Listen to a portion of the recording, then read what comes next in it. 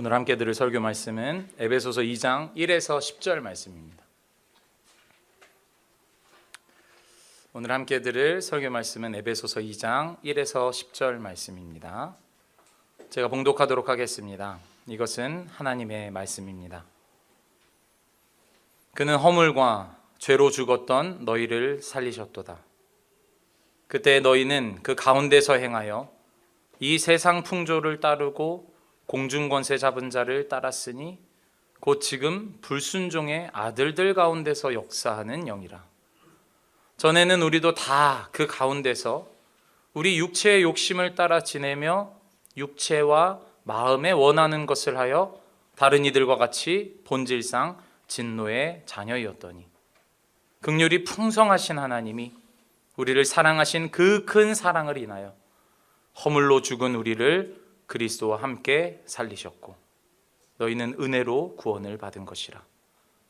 또 함께 일으키사 그리스도 예수 안에서 함께 하늘에 앉히시니 이는 그리스도 예수 안에서 우리에게 자비하심으로써 그 은혜의 지극히 풍성함을 오는 여러 세대에 나타내려 하심이라.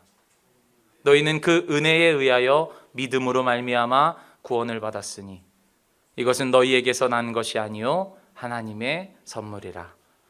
행위에서 난 것이 아니니 이는 누구든지 자랑하지 못하게 함이라.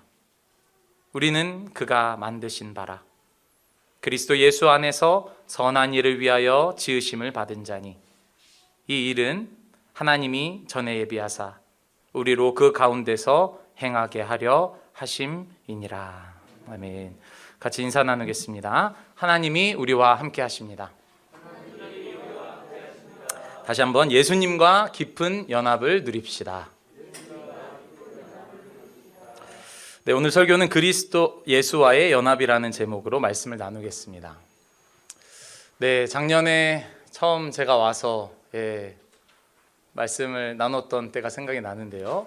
그때보다 이제 성도님들의 얼굴이 누가 누구신지 이제는 조금 익숙한 것 같습니다. 그때는 목사님과 박준영 전사만 보며 설교를 했던 기억이 있는데 이렇게 함께 한 공동체가 되어가며 말씀을 나눌 수 있다는 것이 우리에게 얼마나 큰 은혜인지 모릅니다.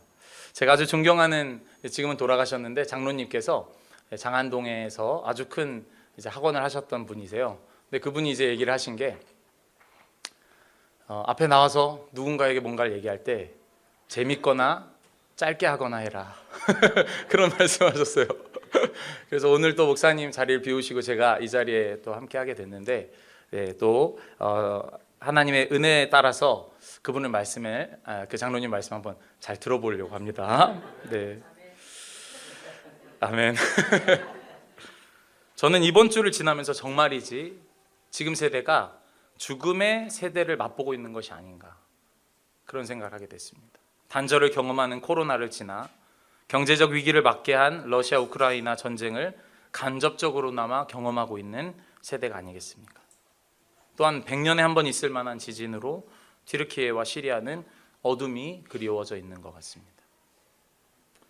그러한 가운데도 우리는 최근 파견된 한국 구조대를 통해 생명이 건져진 소식들을 종종 듣게 됩니다. 그러면서 얼마나 다행인지 그 생명이 건져지는 것들을 볼 때 우리의 마음이 얼마나 감동이 일어나는지 모릅니다. 이렇듯 죽어가는 생명을 보며 구조되는 것을 볼 때 우리는 참 안도하기도 하지만 성경은 바로 우리의 영혼이 구조되는 일이 우리에게 참으로 환호를 지를 만한 일이라고 이야기합니다. 오늘의 말씀을 통해서 우리의 영혼이 구조되는 기쁨, 우리의 영혼이 어둠 가운데 쌓여 있다가 빛을 보게 되는 그 기쁨이 이곳 가운데 풍성하기를 간절히 소망합니다. 오늘 다루는 에베소서는 바울이 특별히 애정했던 교회임을 부인할 수 없을 것입니다. 왜 그렇죠? 아마 에베소서 같이 걷는 교회에서 길게 다뤘다고 알고 있습니다. 질문하면 바로 답이 나올 것 같습니다. 네, 에베소서 바울이 몇 년 동안 사역했던 교회입니까?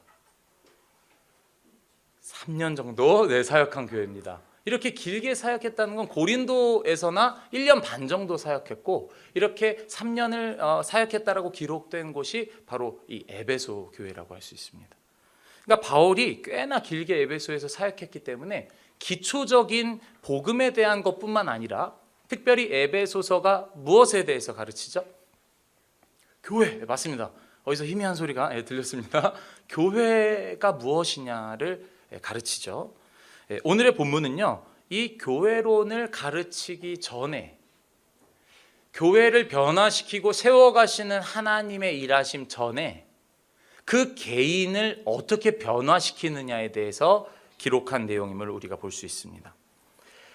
우리가 이 말씀을 통해서 하나님이 우리 안에 역사하시는 개인적인 그 회심과 살아나게 하심이 무엇인지 오늘 분명히 좀 알고 그 안에서 은혜를 누리게 되기를 간절히 소망합니다. 바울은요, 뻔히 살아있는 에베소 교인들에게 편지를 쓰면서도요, 그들이 그 전에 죽었었다고 이야기를 합니다. 우리는 가까운 지인부터 먼 지구촌 사람까지 죽음을 맞이한 이들을 보면서 죽음이라는 게 무엇인지 간접적으로나마 경험을 하게 됩니다.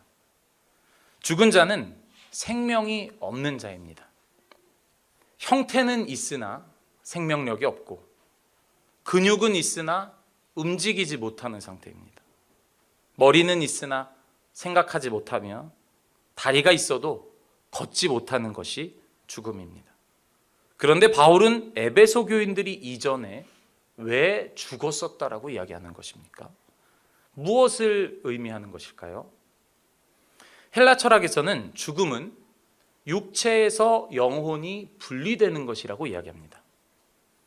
그러나 성경에서의 죽음은 육체에서 영혼이 분리되기 전에라도 그 영혼에 대한 지배권을 누가 갖고 있느냐를 볼 때 그는 살았으나 죽은 자와 같은 경우가 있고 그는 늙어가며 죽음으로 가까이 가는 것 같으나 속사람이 날로 새로워지는 일들을 보게 된다라고 말하고 있습니다.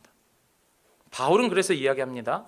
그때 너희는 그 가운데서 행하여 이 세상 풍조를 따르고 공중의 권세를 잡은 자를 따랐으니 곧 지금 불순종의 아들들 가운데 역사하는 영이라.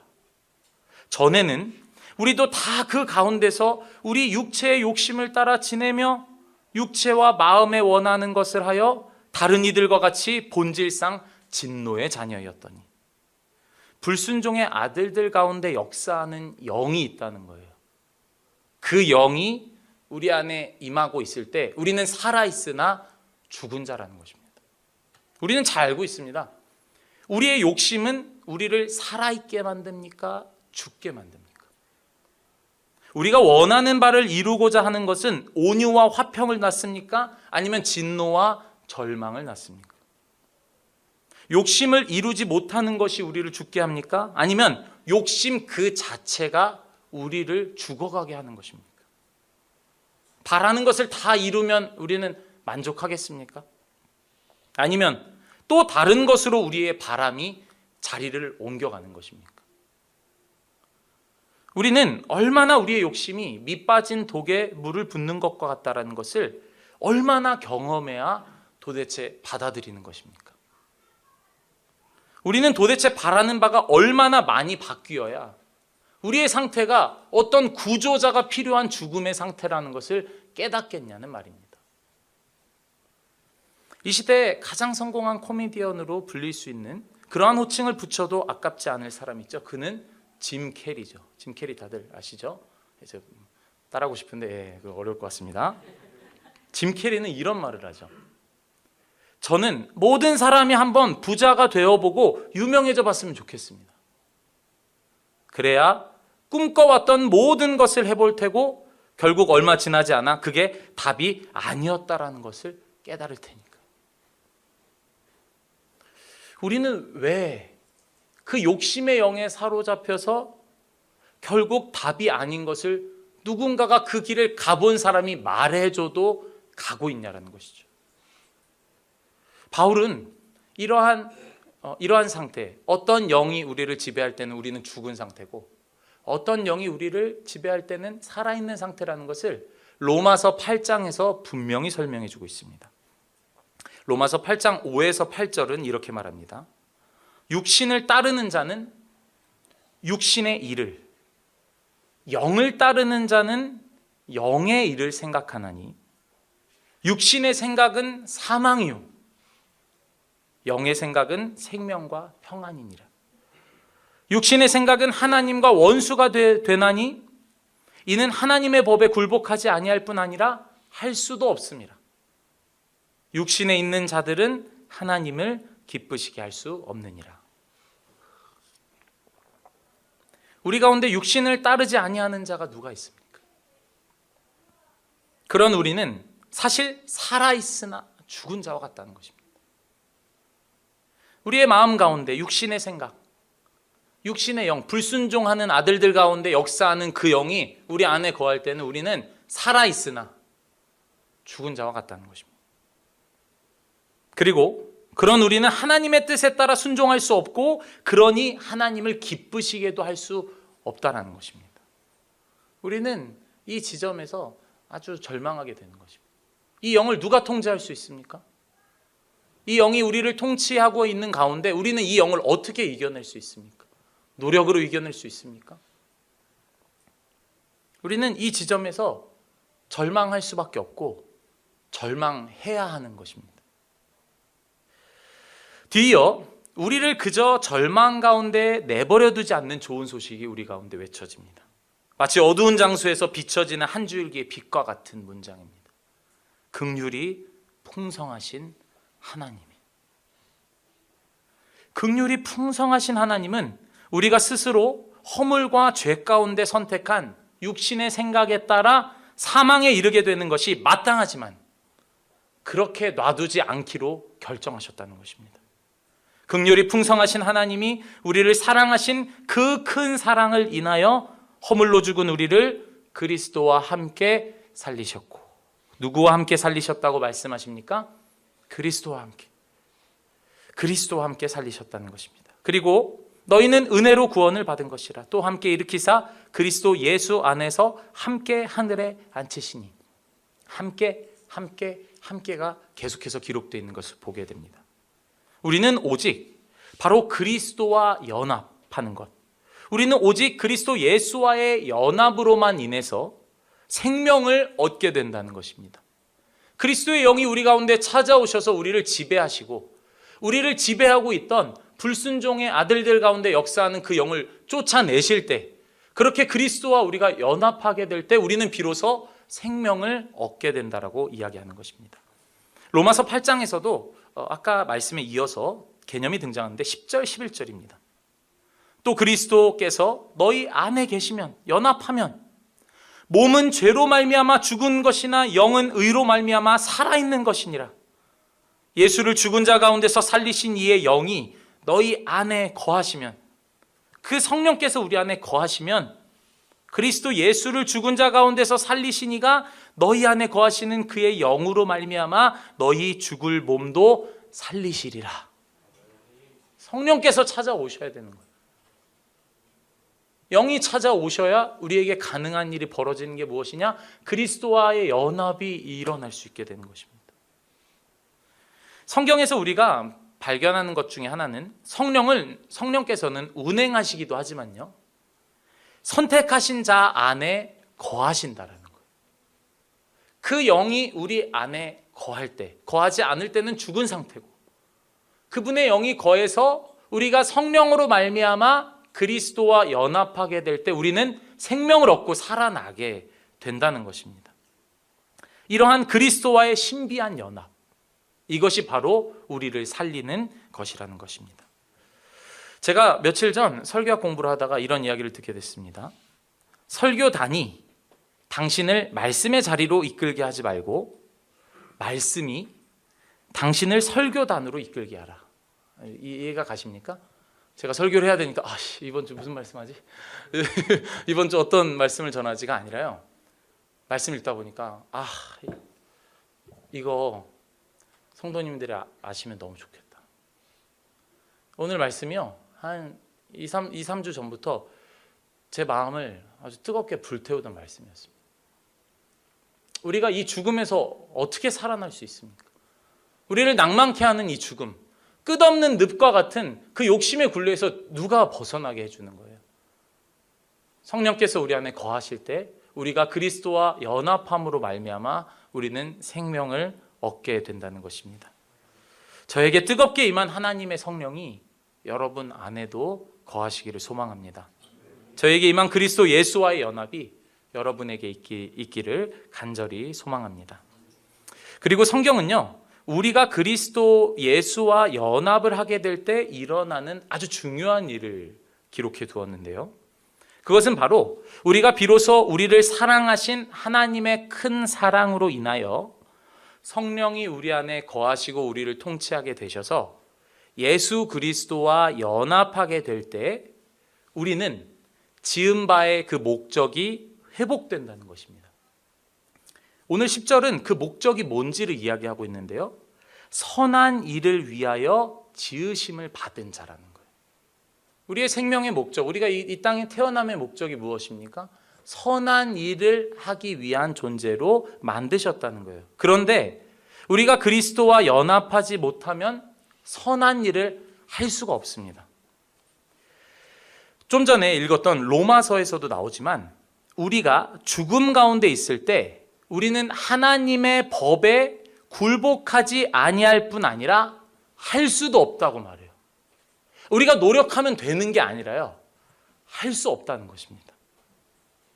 우리는 정말이지 신앙생활을 하며 잘못 생각하는 것 중에 하나가 바로 이것입니다. 한번 여러분에게 물어보겠습니다. 우리가 육신의 원함을 꺾고 의지적으로 힘차게 열심으로 꺾어서 순종할 때 그리스도와 연합하게 되는 걸까요? 아니면 그리스도와 연합하게 되니 우리의 육신의 원함이 꺾여가는 것일까요? 우리의 마음이 변하니 우리의 행동이 변하는 것일까요? 우리의 행동이 변하니 우리의 마음이 변하는 것일까요? 약간 말장난을 했는데요, 성경에서는 둘 다라고 이야기를 합니다. 그러나 먼저 있어야 할 사건이 하나 있다는 것입니다. 그것은 무엇이냐? 바로 하나님의 주권적인 역사가 강력하게 우리의 영에 임할 때 성령께서 우리를 지배하시기 시작하고 성령으로 말미암아 예수 그리스도와 연합하는 일이 일어나게 될 때 우리의 마음이 먼저 변한다는 것입니다. 그리고 변화된 우리의 마음은 더 깊은 하나님과의 사귐을 갈망하며 우리의 행동을 변화시켜 가고 싶어 한다는 것입니다. 에스겔은 이 개념을 너무나도 분명하게 기록해 두었는데요. 에스겔 11장 19, 20절 말씀입니다. 내가 그들에게 한 마음을 주고 그 속에 새 영을 주며 그 몸에서 돌 같은 마음을 제거하고 살처럼 부드러운 마음을 주어 내 율례를 따르며 내 규례를 지켜 행하게 하리니 그들은 내 백성이 되고 나는 그들의 하나님이 되리라. 다시 한번, 내가 그들에게 한 마음을 주고 그 속에 새 영을 주며, 새 영이 오셔야 한다는 거예요. 그 몸에서 돌 같은 마음을 제거하고 살처럼 부드러운 마음을 주어 어떻게 해요? 왜 이걸 주시는 겁니까? 내 율례를 따르게 하며 내 규례를 지켜 행하게 하리니 그들은 내 백성이 되고 나는 그들의 하나님이 되리라. 아멘. 이 성령께서 오시지 않고서는 우리의 죽은 몸에서 우리를 살아나게 할 이가 누구입니까? 우리 스스로는 할 수 있습니까? 하나님께서 우리 안에 새 영을 주시겠다라는 거예요. 그리고 그 새 영이 하는 일은 바로 우리 마음에 육신의 생각을 품는 돌 같은 마음을 그가 오셔서 경작하셔서 아예 제거해 버리시겠다는 것입니다. 그리고 우리는 살과 같은 부드러운 마음을 가지고 새 생명을 얻은 자와 같이 살아가도록 인도하신다는 것입니다. 그리고 그러한 자는 비로소 하나님의 규례를 따를 수 있게 되는 것입니다. 우리가 그리스도 예수와의 연합이 있을 때 비로소 우리는 선한 일을 행할 수 있는 힘을 얻게 된다는 것입니다. 그러니 어떻게 우리가 자랑을 할 수 있겠습니까? 우리가 과연 죽음 가운데 있을 때, 허물과 죄로 죽은 가운데 있을 때 어떠한 행동이 우리로 하여금 그리스도랑 연합할 수 있게 하겠습니까? 할 수가 없지요. 우리는 그래서 자랑할 것이 전혀 없는 것입니다. 오히려 죄로 죽었던 우리를 그저 은혜로 살리신 하나님의 긍휼의 풍성하심을 자랑하여야 할 것입니다. 나 같은 이에게 오셨다니. 하나님이 내 죄를 다 아실 텐데.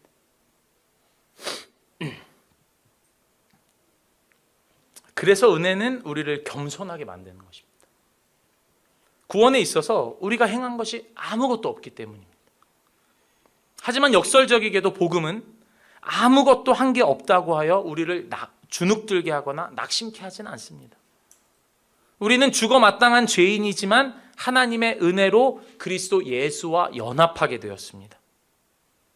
그래서 우리는 죄를 슬퍼하며 미워하기는 하겠으나 죄로 인하여서 하나님께 심판받을까 두려워하는 것은 그리스도인의 정서가 아니라는 것입니다.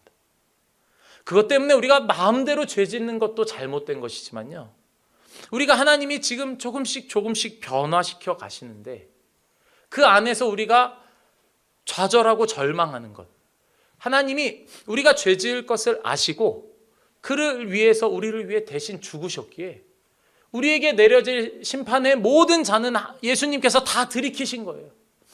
우리에게 내려질 진노의 잔은 한 방울도 남아있지 않습니다.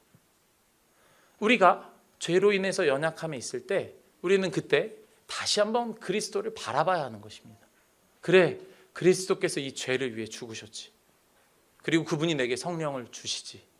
그래, 다시 한번 일어나자 라고 생각하며 너무 깊이 내 죄 때문에 좌절하지 않는 것이 바로 그리스도인의 정서인 것입니다. 그래서 우리가 만약 죄 가운데 순종하지 못하고 있다면 우리에게 필요한 것은 우리의 의지이기도 하겠으나 우리의 마음을 변화시키는 그리스도의 사랑이 너무나 필요하다는 것입니다. 우리가 율법에 순종하지 못하는 자이기에 그리스도께서 우리를 위해 대신 정죄받으신 것입니다.